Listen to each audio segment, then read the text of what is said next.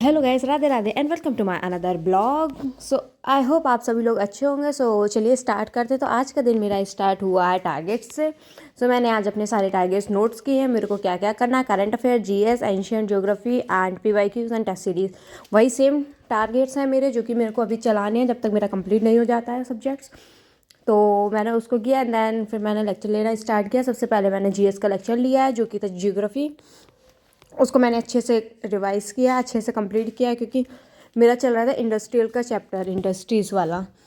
ठीक है, तो मैं उसको रिवाइज़ कर रही थी। नोट्स तो मेरे लॉन्ग नोट्स ऑलरेडी बने हुए हैं, तो इस वजह से, क्योंकि ज्योग्राफी के मैंने कोई शॉर्ट नोट्स नहीं बनाए, क्योंकि सेम ही रहता है, क्योंकि सर ने ऑलरेडी इतने ही शॉर्ट्स ही बनाए, उसमें भी क्या ही शॉर्ट करेंगे, रिवर्स के नेम वगैरह ये था।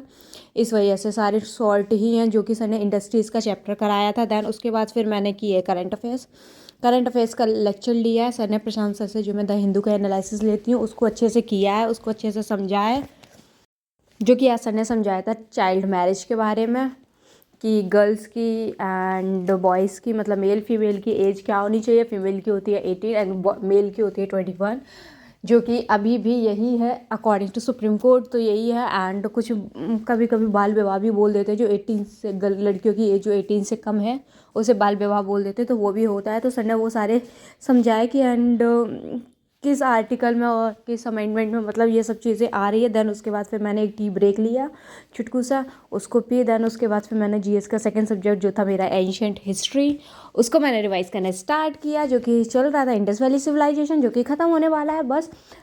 इनफैक्ट हो गया है, मैंने आज 2 लेक्चर्स लिए थे, जो कि मेरे आज हो गए हैं। वाह, इंडस वैली सिविलाइजेशन के मेरे 6 लेक्चर्स में कंप्लीट हुआ है मेरा ये चैप्टर, 6 लेक्चर्स। ठीक है, तो उसको मैंने वो मेरा ख़त्म हो गया है। देन आज लास्ट था, उसको मैंने किया है एंड अच्छे से समझा है, जो भी उसके थे, जो भी सर ने समझाया, धोलावीरा एंड लोथल वगैरह वगैरह वगैरह। कितनी सारी साइट्स होते हैं यार यहाँ पे, याद करने में भी बहुत ज़्यादा वो होता है। एंड फिर ना, अगर ऐसे तो याद नहीं हो पाता, फिर सर ने इमेजेस के थ्रू भी ना हमको समझाया था।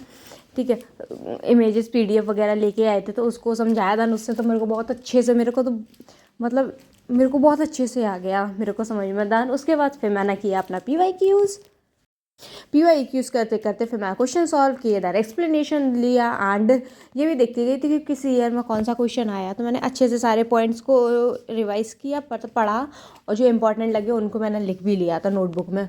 ठीक है, तो पीवाईक्यूज़ अच्छे से किए। दैन उसके बाद फिर मेरा नेक्स्ट टारगेट था, जो कि थे मेरे टेस्ट सीरीज़। ठीक है, टेस्ट सीरीज़ लगाना बहुत इंपॉर्टेंट होता है। एंड ना मोस्टली सारे टीचर्स ही बोलते पीवाईक्यूज़ भी लगाने चाहिए, बिकॉज हमें आइडिया हो जाता है कि किस टाइप के क्वेश्चन पूछे जाते हैं। और ना बहुत मेरे को भी ये रहता था कि मैं पीवाईक्यूज़ लगाती थी तो बहुत इजी लगता था, है ना, कि इतने इजी, पर उसका ऑप्शन भी मेरे को आ रहा होता था, फिर भी मैं इतना इजी थोड़ी ना होगा, इसका ऑप्शन कुछ और ही होगा आंसर। वो करती थी तो मेरा गलत ही हो जाता था। इनफैक्ट वो पहले वाला ही सही रहता था, जो मेरे को लगता था ईजी नहीं आएगा। ठीक है, देन उसके बाद फिर मैंने टेस्ट सीरीज़ सॉल्व की है। सारे टेस्ट सीरीज़ के क्वेश्चन अच्छे से लगाए हैं, जो भी मेरे को नहीं आ रहे थे उन पे मैं क्वेश्चन मार्क लगा रही थी। ठीक है, मेरी इकोनॉमी मेरी थोड़ी सी ना वीक है, बहुत ज़्यादा ना, बट हाँ थोड़ी सी मेरी इकोनॉमी वीक है, तो मैं उस पर ना, मेरे को आ ही नहीं रही थी यार, पता नहीं क्वेश्चन। और तो मेरे सारे सब्जेक्ट ठीक है, इकोनॉमी में थोड़ा था, तो मेरे को जो क्वेश्चन नहीं आ रहे थे मैं उस पर क्वेश्चन मार्क लगा दे रही थी, ताकि बाद में जब मैं आंसर मैच करूँ एंड एक्सप्लेनेशन देखूँ उसका, ठीक है, डीप में जब एनालिसिस करूँगी तो फिर मेरे को बेटर रहेगा एंड इजी रहेगा ये सब देखने जानने में। तो इस वजह से फिर मैं उसके पॉइंट्स भी देखती गई थी एंड लिखती भी गई थी। ठीक है, देन उसके बाद फिर मैंने लिया एनालिसिस, जो कि मेरे को इम्पोर्टेंट लग रहा था। वो मैं पूरा ऑलरेडी, मैं इस टेस्ट सीरीज़ के मेरे 2 प्रिंट आउट थे। ठीक है, कि मैं एक ऑलरेडी लगा चुकी हूँ। ठीक है, तो ऐसे वो ऑलरेडी पिंक पिंक हो रखा है।